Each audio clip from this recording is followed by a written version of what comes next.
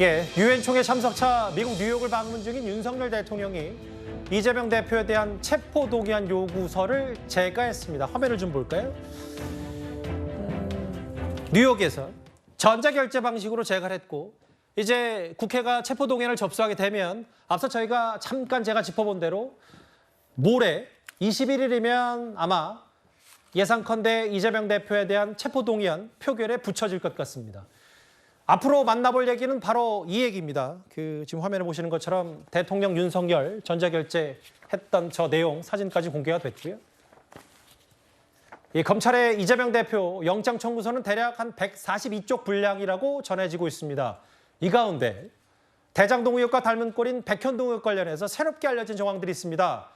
이재명 대표는 작년 대선 후보 토론회 당시에 백현동 브로커 김인섭 씨와 이런 사이가 됐다 이렇게 말한 바가 있었습니다.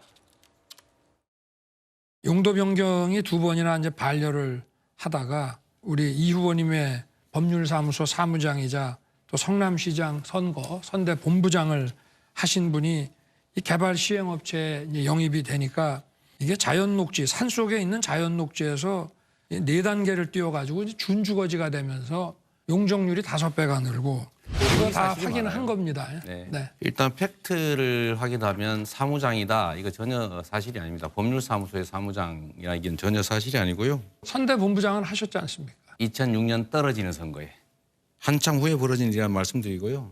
저는 연락도 잘 안 되는 사람인 말씀을 일단 드리고 다시 한번 정리를 한번 해드리면 아시는 분들 많겠지만 백현동은 이른바 옹벽 아파트라고 불리는 이 아파트를 이재명 대표가 브로커 김인섭 씨의 청탁을 받고 민간업자에게 사업을 몰아준 거 아니냐 이 혐의입니다. 구자령 변호사님. 그런데 이재명 대표가 직접 백현동 사업은 잠깐 언급이 됐던 김인섭 씨, 인섭이 형님이 끼어 있으니까 정진상이하고 잘 이야기해서 신경 써 어쩌라 이런 내용이 구속영장에 있다는 거예요. 그렇죠. 이건 그래서 관련자들의 진술로 확인이 되고 이게 물증으로도 확인이 되고 이럴 때 이제 영장 청구서에 기재가 되는 내용들이거든요.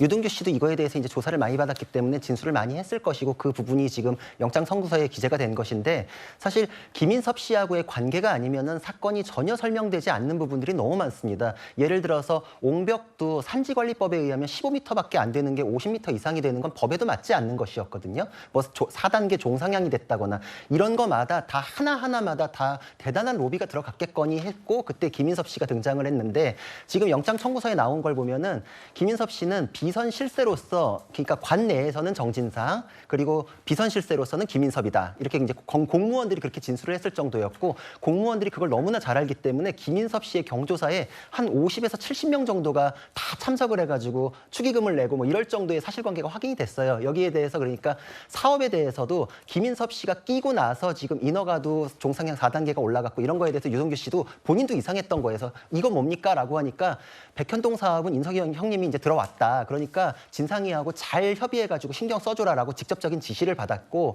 그래도 이제 처음에 정바울 씨 시행사 대표가 200억의 확정 이익은 성남 도계공에 주겠다라고 약속을 했었거든요. 그러니까 유동규 당시 이제 사장 직무대행이었기 때문에 그럼 도계공도 같이 하는구나라고 알았는데 나중에 완전히 빠지는 게 되니까 이거 왜 빠집니까? 그랬더니 진상이하고 얘기 다 된 건데 너 몰랐어? 오히려 이재명 시장이 그렇게 반문을 하면서 다 김인섭, 정진상, 나 사이에서 정리된 문제니까 넌 그냥 그렇게 하면 돼라는 것까지도 조사 과정에서 확인이 됐거든요. 그러니까 이거는 김인섭 씨가 굉장한 영향력이 있구나. 그리고 김인섭 씨가 없으면은 법상 말도 안 되는 것들이 됐던 게 이제서야 의문이 다 풀렸구나라는 것을 알 수 있는 것이었고 그리고 이재명 대표가 떨어진 선거부터도 처음 출마할 때 성남시장도 한번 출마해 보려고 합니다라고 고민 상담을 했던 게 김인섭 씨라는 게 이번에 또 밝혀졌어요. 형님이라고 부를 정도의 사이였기 때문에 그 정도였기 때문에 허가방이라는 별명이 붙을 정도였구나. 그랬기 때문에 건건마다의 그 법에도 맞지 않는 인허가가 나왔구나라는 것들이 확인되는 정황이다 이렇게 볼 수 있습니다. 그러니까 구속영장 청구서에 쓰여 있는 좀 더 구체적인 내용을 들여다보면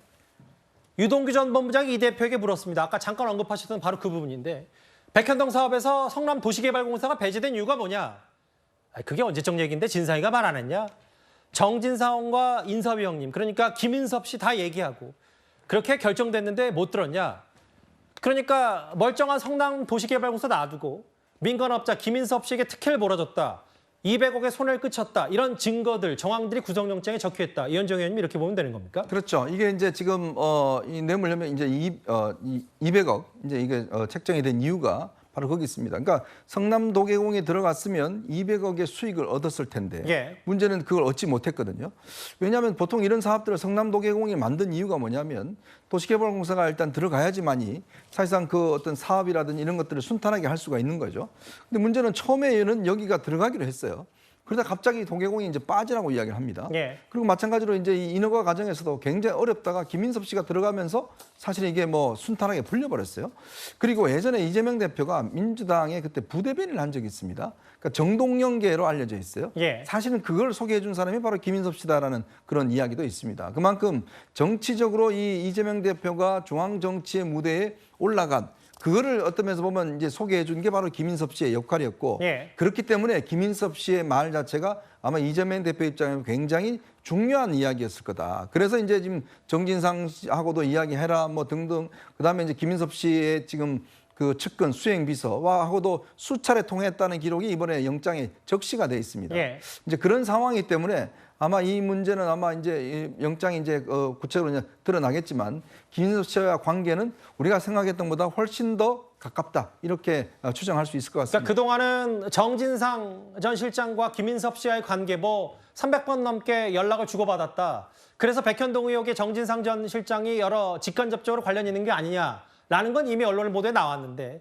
새롭게 알려진 정황은 영장 청구서에는 이재명 대표도 뭐 인사위비 형님 혹은 이런 백현동 의혹에 입김을 불어넣은 것 같은 그런 정황들이 있다. 이게 검찰의 시각입니다. 그 성주 대변인님. 네. 그리고 앞서 대선 토론 때는 이재명 대표의 직접적인 말에 따르면 김인섭 씨, 백현동 브로커와는 좀 사이가 좀 멀어진 사이다라고 분명히 얘기를 했는데 물론 이건 검찰의 시각이긴 합니다만 2016년에도 광화문 단식 때도 김인섭 씨가 출소한 다음에 방문을 했고 여기서 이 대표가 이런 얘기를 했더라고요. 형님 나 때문에 고생이 많다. 혹은 그 전에 거슬러 올라가도 이재명 대표 선거 과정에서 선거사무소 보증금과 임차료를 대신 내줬다. 그럼 뭐 대선 토론 때 했던 말과 좀 앞뒤가 다른 거 아니냐는 지적이 검찰이 있는 것 같은데 어떻게 판단하세요? 네, 뭐 검찰의 주장이고요. 그다음에 뭐 지금 김인섭 씨가 이재명 대표랑 친하다라는 것도 유동규 씨의 전원 진술에 근거하는 것이죠. 그다음에 김인섭 씨가 직접 얘기한 게 아니라 김인섭 씨 측 관계자가 얘기했던 것들을 종합해서 결국에는 구속영장을 그냥 짜 맞춘 거다라고 저는 생각이 드는데요. 일단은 뭐 검찰은 무소불위의 기소 권한이 있으니까요. 거기에 대해서 이제 재판을 구하는 것이고 그 검찰의 주장에 대해서 재판부가 봤을 때 이렇게 허무맹랑한 기소가 있느냐라고 되면 재판에서 유무죄가 가려질 거 아닙니까? 예. 저는 한 말씀 말씀드리면 검찰이 이렇게까지 결국에는 이재명 대표에 대해서 어떤 죄가 있다라고 했을 땐 재판에서 유무죄를 가려서 유죄를 받아내면 검찰이 공명정대하게 수사를 하는 것이에요. 한동훈 장관도 그렇고 검찰도 그렇듯이 그러니까 이게 뭐 정치적인 사안 아니잖아요. 이재명 대표의 어떤 뭐 지난 지자체장 있을 때 사안이다라고 했을 때는 유무죄를 가리면 되는데 검찰이 이걸 토착비리라고 얘기하더라고요. 그러니까 뭐 그런 부분들을 정치권으로 가지고 들어와서 예. 결국에는 아주 풍성한 정치 소재로 만들고 있다는 측면에서는 이걸 정치범으로서 이재명 대표가 활용하는 게 아니라 지금 윤석열 정부의 검찰 자체가 이 개인의 어떤 사법 판단을 결정될 부분들을 정치권으로 가져와서 나라를 혼란스럽게 하고 있다는 점에서는 참 아쉬운 점이 크다 말씀드리고 싶습니다. 사실 이번에 대북 송금 의혹과 묶어서 검찰이 그 백현동 의혹에 대한 구속영장을 청구했고 오늘 언론을 통해서 대대적으로 이제 보도가 된 건 바로 이번 백현동 의혹인데 소정수 국장님, 검찰에 이렇게 판단하는 것 같아요. 이 백현동 브로커 김인섭 씨가 우리가 언론 보도를 통해서 익히 알고 있던 것보다는 좀 더 영향력 있는 인물이다. 이재명 대표와 연락도 했고 각종 사업 인허가뿐 아니라 성남시 공무원의 인사에도 영향력을 미칠 수 있는 비선 실세다. 김인섭 측근 A씨는 이재명의 제도권 최측근이 정진상 전 실장이라면 비제도권 최측근은 김인섭 씨다. 그런 사람에게 백현동 특혜를 몰아준 게 아니냐. 검찰은 이렇게 종합적으로 정리를 하고 있어요. 그런 것으로 보입니다. 그동안에 이제 우리가 알고 있기는 뭐 이재명 대표와의 관계 이런 것을 통해서 나중에 그걸 활용해서 이른바 특혜를 받았던 것 아니냐 이 정도로 알고 있는데 이번 영장 청구서에서 보면은 이 제도권 측근과 비제도권 측근, 이른바 이재명 대표의 양대 산맥 중에 하나로까지 김인섭 그 대표에 대해서 이렇게 얘기를 하고 있다라는 것은 좀 새로운 부분이긴 한데, 어쨌든 이것도 이제 김인섭 전 대표의 측근이라든지 그 주변 사람들의 유동규 전 본부장 등의 이제 진술에 내가 보기에는 이렇다라고 하는 것이기 때문에, 저것이 이제 한목적적인 어떤 그 힘을 얻으려면 그 정진상 씨의 버금가는 비제도권의 실세다라고 했을 때, 그러면 그것을 입증할 수 있는 구체적인 어떤 결과물들이 이러이러한 게 있다, 이게 같이 나와줘야 이제 설득력이 더 큰데, 현재로서는 검찰이 이렇게 보고 있다라는 정도의 시각인 것 같고요. 물론 예. 그걸 뒷받침하는 게 뭐 정진상 실장과 김인섭 전 대표가 전화를 뭐 115차례 이렇게 했다, 이런 것들이 좀 나와 있긴 하던데, 그런 것만 가지고는 조금 부족하기 때문에 이 현재 상황으로 봤을 때는 이 관련자들의 진술이다라고 좀 그렇게 판단이 되고, 그 구체적인 그것은 이제 재판 과정에서 과연 그것을 어느 정도까지 뒷받침할 수 있는 증거, 이런 것들을 검찰이 제수치할 수 있느냐, 이런 것에 따라서 이 김인섭 대표와 관련된 실제적인 이재명 대표의 관계, 이런 것이 재조명될 수 있을 것 같고, 또 실제로 이제 정진상 실장과의 많은 접촉과 또 이재명 대표, 당시 시장이나 지사와의 직접적인 접촉과, 이건 약간 또 차이가 있는 것이거든요. 예. 그런 부분을 검찰이 어떻게 이제 재판 과정에서 헤쳐갈지는 좀 지켜봐야 되는 부분이죠. 인섭이 형님 챙겨라 라는 말 구속영장에 적시가 돼 있다. 근데 이것 말고도 이재명 대표와 김인섭 씨의 관계를 좀 알 수 있는 부분이 영장에 하나 더 있습니다. 조금 전 동아일보를 통해서 보도된 이 단독 보도 내용. 검찰의 얘기는 이렇습니다. 이재명 대표가 검사 사칭 재판 당시에 김인섭 씨의 최측근에게 전화를 걸었다. 이거 구자룡 변호사님 어떤 의미로 받아들이면 되겠습니까? 굉장히 이게 뭐 증거 인멸의 우려로서도 평가되기에 충분할 뿐만 아니라, 이재명 대표가 조직적인 증거 인멸을 위해서 직접적으로 행위했던 게 딱 증거가 포착됐다, 이렇게 볼 수 있는 게, 저건 지금 녹취록이 확보가 됐다고 알려져 있거든요. 예. 김인섭 씨의 최측근이었던 사람이 사실 과거에 성남시장이었던 김병량 시장의 수행 비서였습니다. 근데 나중에 이제 김인섭 씨하고 이해관계가 맞아서 김인섭 씨의 최측근이 되었는데, 이재명 대표가 공직선거법 위반으로 허위사실 공표에 대해서 검사 사칭한 부분에 대해서도 발언했던 부분이 있고, 거기에서 나는 굉장히 억울한데 주범으로 몰렸고 거기에는 김병량 시장이 나를 주범으로 몰고자 하는 정치적인 의도가 있었다, 이렇게 주장을 했어요. 근데 예. 사실 그 수행비서는 그게 아니다, 그리고 대부분은 모른다, 이렇게 했는데, 위증이라는 게 아닌 것을 기라고 하는, 완전히 바꿔가지고 얘기하는 것도 위증일 뿐만 아니라 내가 모르는 것을 안다고 해도 위증이에요. 근데 이재명 시장이 직접 전화를 걸어가지고 대부분 아니다라고 하거나 모른다고 하는데 안다고 하면 된다라고 해서 직접 회유했던 게 녹취록이 그냥 녹음 파일이 확보가 돼가지고 증거로 이제 확보가 됐고, 그리고 이 사람의 경우에는 여러 가지로 회유를 받았다라고까지도 언급을 했어요. 이 사람도 지금 영장 청구가 됐었는데, 예. 김인섭 씨는 구속이 되고 이 사람은 기각이 됐는데, 법원에서 증거가 충분히 확보됐으므로 기각한다고 했을 때 어떤 증거가 확보됐길래 그럴까라고 했는데, 나오자마자 본인이 인터뷰를 했어요.